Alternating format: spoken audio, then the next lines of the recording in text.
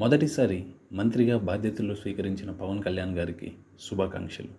ఇంతవరకు ఇతర పార్టీల మంత్రుల పనితీరు చూశాము. గతంలో కాంగ్రెస్, తెలుగుదేశం మరియు వైసీపీ పార్టీలు ప్రభుత్వాలను ఏర్పాటు చేశాయి. బీజేపీ పార్టీ ఎమ్మెల్యేలు గతంలో కొన్ని పర్యాయాలు తెలుగుదేశం ప్రభుత్వంలో మంత్రులుగా సేవలందించారు. ఇప్పుడు జనసేన పార్టీ మొదటిసారి ప్రభుత్వంలో భాగస్వామి అయ్యింది. జనసేన నుంచి 3 ఎమ్మెల్యేలు పవన్ కళ్యాణ్, నాదెళ్ల మనోహర్, కందుల దుర్గేష్ మంత్రులుగా ప్రమాణ స్వీకారం చేశారు.